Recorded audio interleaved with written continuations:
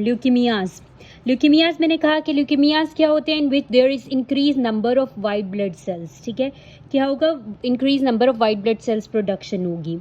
ठीक है, it can be acute leukaemia, तो वाइट ब्लड सेल्स इंक्रीज हो जाएंगे bone marrow as well as peripheral blood में, इन दोनों में से किसी में भी हो सकते हैं। Acute leukaemia and chronic leukaemia. Acute में हमारे पास क्या होंगे, एक्यूट ल्यूकीमिया में abrupt onset resulting blast cells more than 20% होंगे। एक्यूट लिम्फोब्लास्टिक ल्यूकीमिया और एक्यूट माइलोजेनस होता है। क्रोनिक में ग्रेजुअल या इनिशियस ऑनसेट है, ब्लास्ट सेल्स लेस देन 20% होते हैं, और chronic lymphocytic leukaemia and chronic myeloid leukaemia होता है। अब हम पहले एक्यूट को डिस्कस करते हैं, एक्यूट लिम्फोब्लास्टिक ल्यूकीमिया, फिर एक्यूट माइलोजेनस करेंगे। एक्यूट लिम्फोब्लास्टिक ल्यूकीमिया क्या है, इसके दो प्रिकर्सर्स होते हैं, प्रिकर्सर बी सेल या precursor T cell. Precursor B cell है, 20 पर बच्चों में, ये ज़्यादा बच्चों में होगा, 85% होता है बच्चों में होता है, 85% यही होता है बच्चों में होता है, और बच्चों में तो ज़्यादा मेटास्टैटिक है, मेटास्टेसाइज करके सेंट्रल नर्वस सिस्टम और टेस्टिस में जाता है। इसके अलावा पैनसाइटोपिनिया कराता है, एनीमिया, इन्फेक्शन और थ्रोम्बोसाइटोपिनिया, और डीऑक्सीराइबोन्यूक्लियोटाइड ट्रांसफरेज 95% पॉजिटिव है। और प्रिकर्सर अगर टी सेल हो तो क्या है, ये हमारे पास टी से थाइमिक मैसेज बनवाता है, इसके ये एडल्ट्स में है 15% है, और कोई इसमें मेटास्टेसाइज नहीं कर रहा, और इसमें भी डीऑक्सीराइबोन्यूक्लियोटाइड ट्रांसफरेज 95% पॉजिटिव है। देन हमारे पास आ जाते हैं इसके क्लिनिकल फीचर्स। तो क्या हो रहा है कि ये हमारे पास जो लिम्फोब्लास्ट है ये बन कहाँ रहे हैं, बोन मैरो में। तो बोन मैरो में क्या होगी, बोन, ठीक है, बोन पेन होगी और टेंडरनेस होगी। फिर आगे आए लिम्फ नोड्स में, इसने लिम्फ नोड स्वेलिंग करा दी, दैट इज लिम्फेडिनोपैथी, हिपैटोस्प्लीनोमेगैली भी करा दी।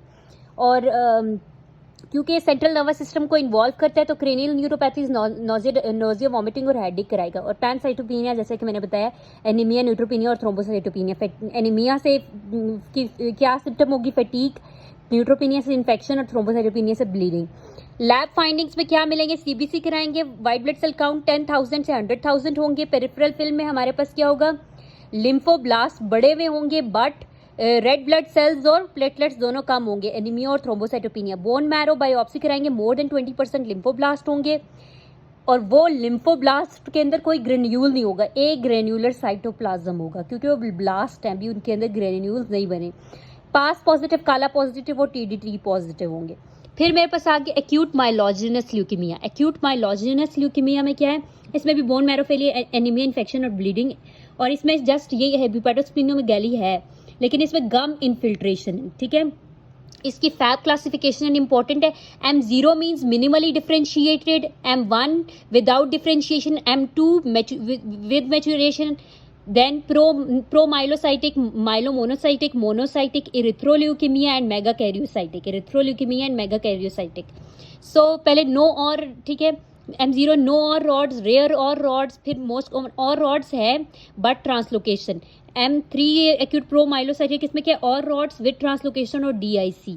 ठीक है, इसमें DIC आ गया, और इसमें क्या और रॉड्स हैं साथ में इन्वर्जन, इन्वेजन, इसमें और रॉड्स साथ में गम इन्फिल्ट्रेशन, ऑर्गेनोमेगैली और लिम्फेडिनोपैथी।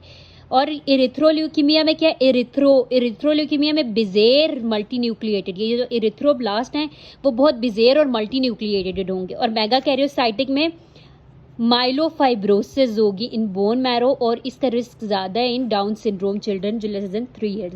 लैब फाइंडिंग में वही WBC CBC कराया तो 10,000 से 100,000 जो है वाइट ब्लड सेल्स होंगे। बोन मैरो बायोप्सी कराई, इसमें पेरिफेरल फिल्म नहीं करवाई हुई, बोन मैरो बायोप्सी में मोर देन 20% लिम्फोब्लास्ट होंगे, और इसमें हमारे पास और रॉड्स होंगे। ठीक है, एक ग्रेन्यूलर होगा, ग्रेन्यूलर साइटोप्लाज्म, क्यों, क्योंकि उसके अंदर और रॉड्स हैं और ये इसके डायग्नोस्टिक है। इसके अलावा माइलोपेरोक्सीडेज पॉजिटिव और सुडान ब्लैक पॉजिटिव होगा।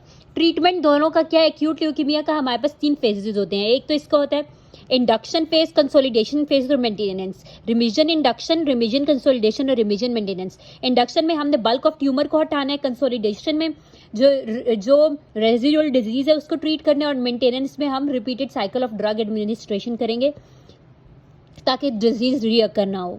सो इंडक्शन फेज में हम क्या देंगे, एक्यूट लिम्फोब्लास्टिक और acute myeloid leukaemia, acute myelogenous leukaemia. Acute lymphoblastic leukaemia में हम VCPM देंगे, that is vincristine, cyclophosphamide, prednisolone और मीथोट्रेक्सेट। ठीक है, कंसोलिडेशन फेज में हम डाइस देंगे, that is daunorubicin, cytarabine and etoposide. और मेंटेनेंस में जस्ट सी हटा देंगे यहाँ से, that is vincristine, prednisolone and methotrexate VPM। AML acute myelogenous leukaemia में भी डाइस देंगे एंड सी, और इसमें का मेंटेनेंस नहीं है। डाइस में क्या है, वही डुआनो, रियोबिसिन, सिटाराबिन एंड एटोसाइड। कंसोलिडेशन में जस्ट सिटाराबिन याद रखने, मेंटेनेंस इसकी नहीं है। सपोर्टिव थेरेपी, एनीमिया है तो क्या करेंगे, ब्लड ट्रांसफ्यूजन, इसके लिए ब्लीडिंग है तो प्लेटलेट ट्रांसफ्यूजन करेंगे। जब हमारे पास 10,000 से कम होंगी तो हम प्लेटलेट्स ट्रांसफ्यूज कर देंगे, लेकिन इन्फेक्शन में 20,000 से कम होंगे तो प्लेटलेट डाल देंगे।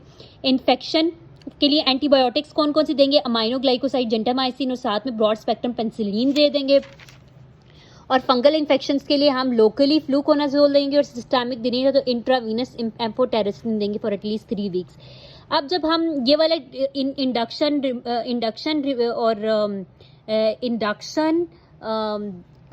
इंडक्शन कंसोलिडेशन और ये मेंटेनेंस वाला ये स्टेप्स कर रहे हैं ट्यूमर को ट्रीट करने के लिए, तो ट्यूमर ब्रेक हो रहा है, सेल्स ब्रेक हो रहे हैं, तो हमारे पास ये सब चीज़ें रिलीज हो रही हैं।